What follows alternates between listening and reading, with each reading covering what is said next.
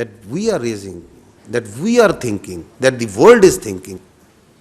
The most loud voice, in fact, is coming inside from India.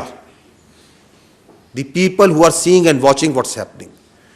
Now, if you go to the next slide, is it first time that it's happening? No. There is a litany of using terror incidents for political ends. This is important, that these terror incidents have an objective, a political objective.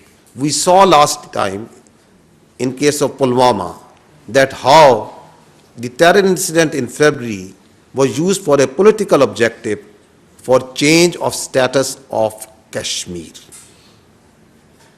And we are seeing now that a terror incident, that an incident that happened in Pahalgam is being used for the purpose of Indus Water Treaty, for distracting the Pakistan's continuous and very hardly fought and won war on the terrorism, the CT effort of Pakistan, and the efforts, the successful efforts for reviving the economy. And there is a list of these incidents.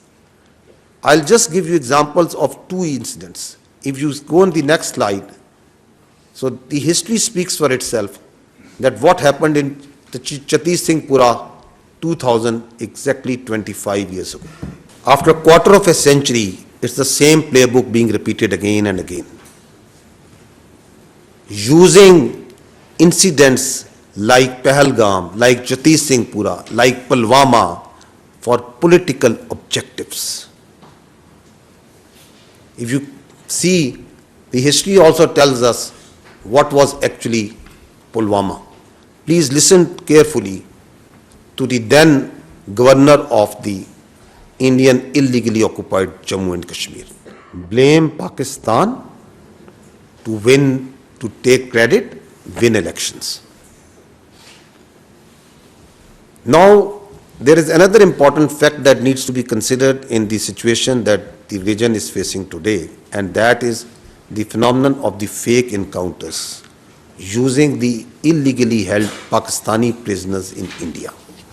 We have the reports, we have the information that hundreds of Pakistanis being held by the Indians in different jails and locations are used and fake encounters projected as terrorists and infiltrators.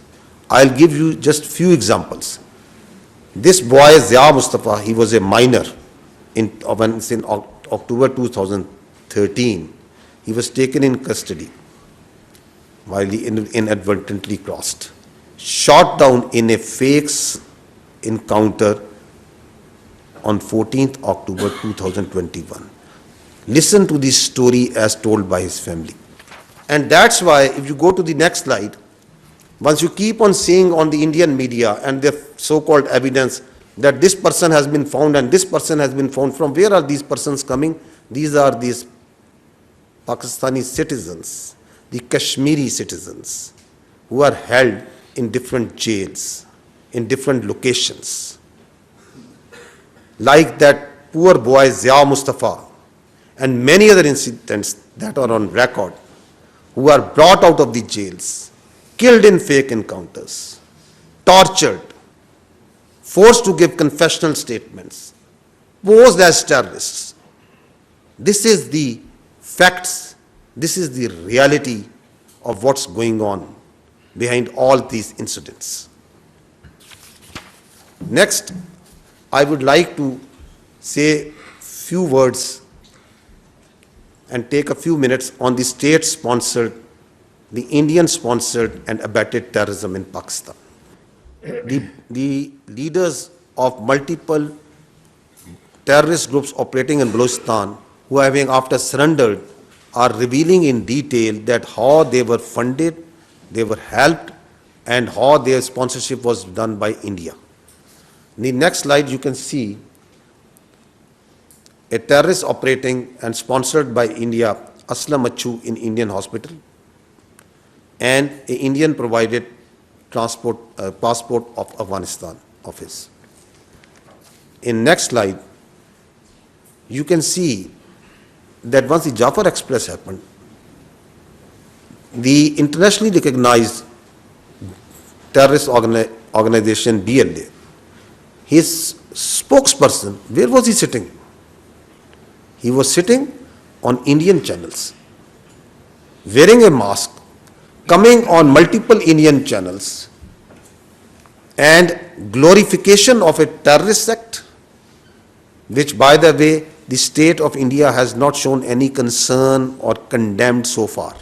This is again very interesting. This footage that the Indian TV channels showed was made by the terrorists once the Jafar Express ID was blown. So this was only available with terrorists. And who are the first electronic channels who started showing it? It's the Indian channels. This is vehement, clear glorification of terrorism being done in Pakistan.